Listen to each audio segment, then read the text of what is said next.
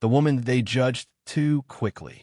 She walked into the luxury car dealership wearing a pair of faded jeans and a simple white t-shirt.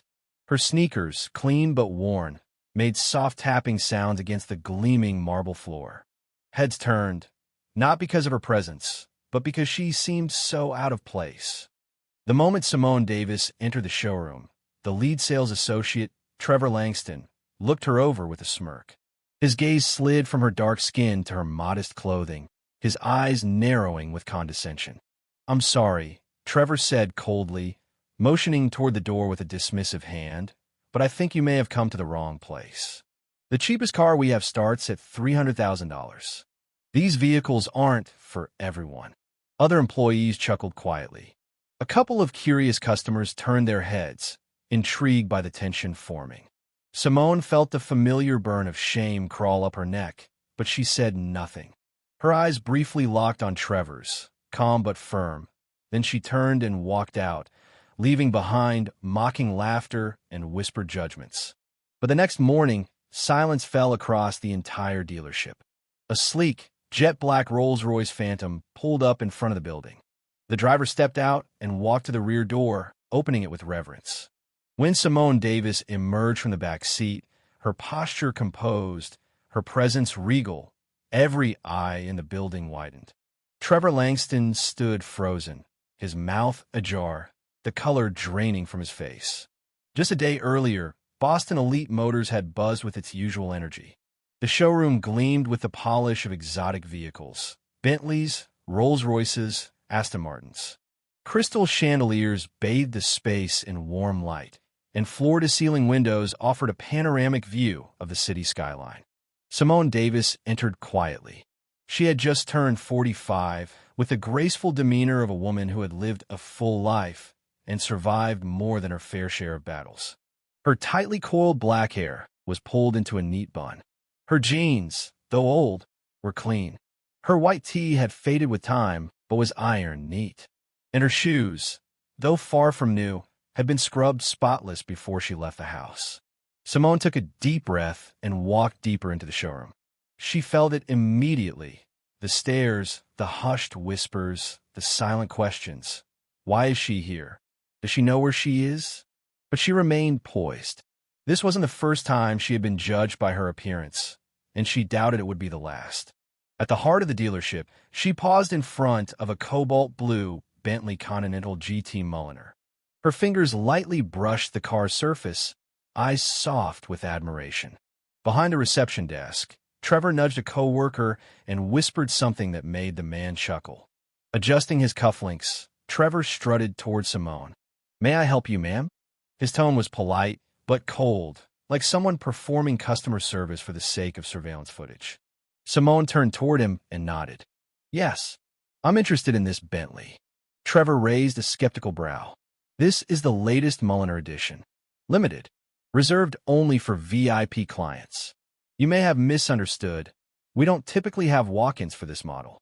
"I wasn't aware an appointment was needed," Simone said evenly. Trevor smirked. "It's usually only by invitation. And, frankly, we only serve customers whose financial background we can verify. Apologies, but this isn't something just anyone buys on a whim." Simone's face remained neutral, though her heart beat faster. "I understand," she replied calmly. "I'm looking for something special. It's a gift for my sister. She just beat cancer. I want this to be perfect for her." For a brief second, Trevor's expression faltered, but only briefly. "That's touching," he said dismissively. "But I still suggest you visit the used car dealership a few blocks from here. You'll likely find something more within budget." The words landed like a slap. Not because Simone hadn't heard worse before, but because they were said with such practiced ease, such calculated cruelty. Yet, she didn't break. "I appreciate your honesty," she said, "but I believe I'll stay and take another look." Trevor sighed dramatically. "Suit yourself," he muttered, already turning away. Then, something caught his eye. A wealthy couple, Mr. and Mrs. Halverson, stepping into the dealership. Instantly, Trevor's tone changed. He became all smiles and deference. "Mr.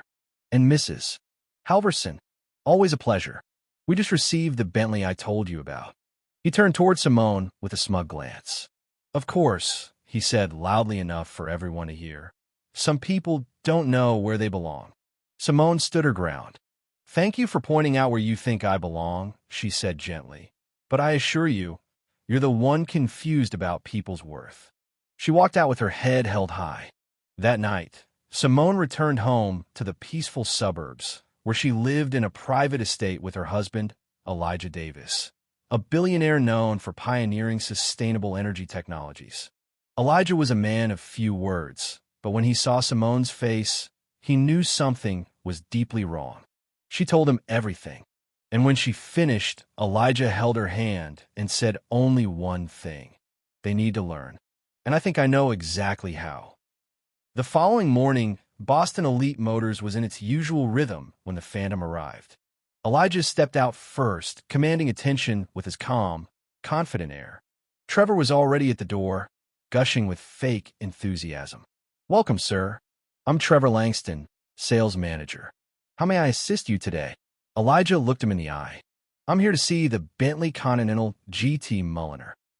Absolutely, Trevor grinned. Only the best for a gentleman like yourself. Elijah paused. But I hear you need an appointment to view that car. Is that correct? Trevor hesitated, then laughed nervously. Well, for you, sir, we're always flexible. Elijah's gaze narrowed slightly.